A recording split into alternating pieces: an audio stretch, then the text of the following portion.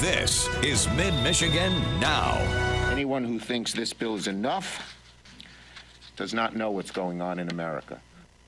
Tonight, after so many months of being unable to do so, lawmakers on Capitol Hill have reached an agreement to bring economic relief to Americans feeling the harsh impact of COVID-19.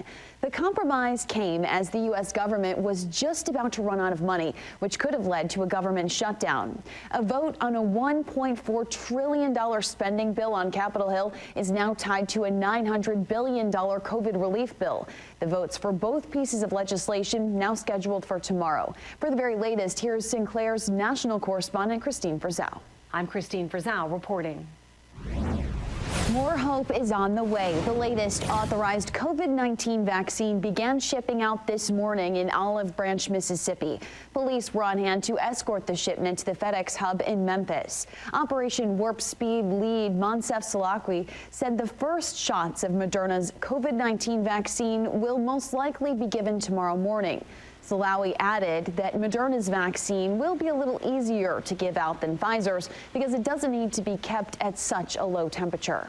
Each box contains up to 1,200 doses of vaccine, along with needles, syringes, face shields, masks, and alcohol pads. Within the next 3 days, 3,700 sites will be getting the Moderna vaccine. That's about 6 million doses. All 50 states will receive doses from these initial shipments.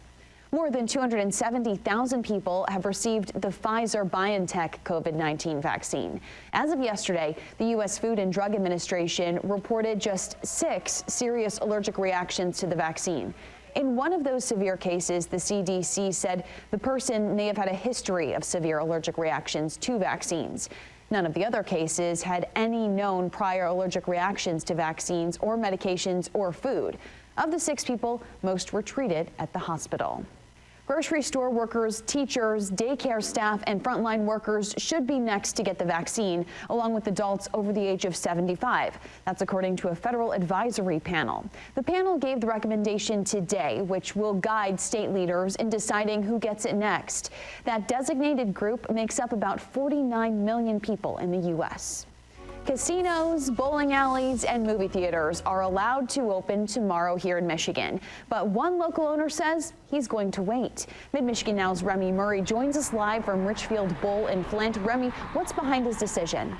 New tonight, Senators Debbie Stabenow and Gary Peters announced the passing of the Great Lakes Restoration Initiative Act. Originally set to expire at the end of 2021, the bill will now expand funding for the Great Lakes. It also increases the authorization level from $300 million to $375 million in 2022 and increases $25 million each year. The legislation passed the House earlier this year and now heads to the president's desk.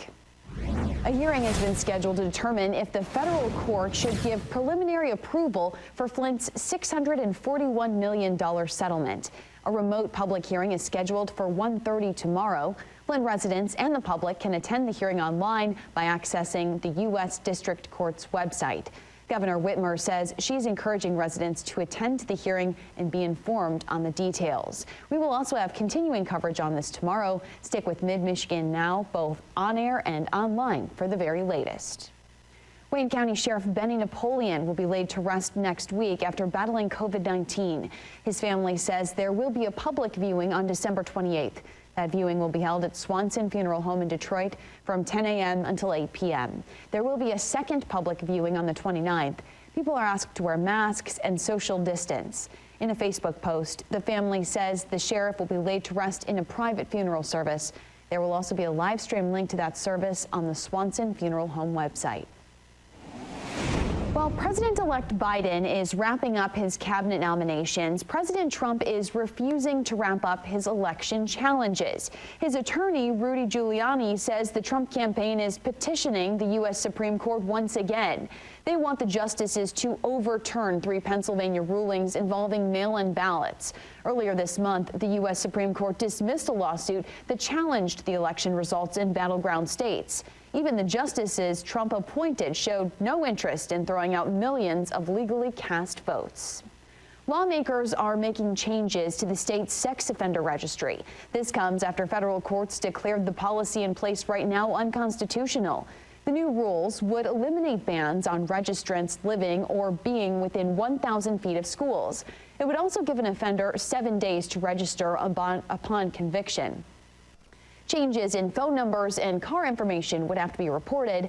Certain offenders would be required to report all forms of online communication or social media handles. The ACLU is urging the governor to veto this legislation.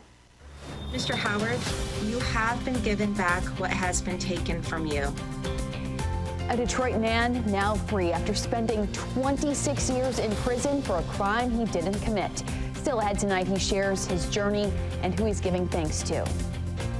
God bless you. I am overwhelmed. A Taco Bell employee was given a gift one could only dream of. We'll show you the moment that brought him to tears coming up.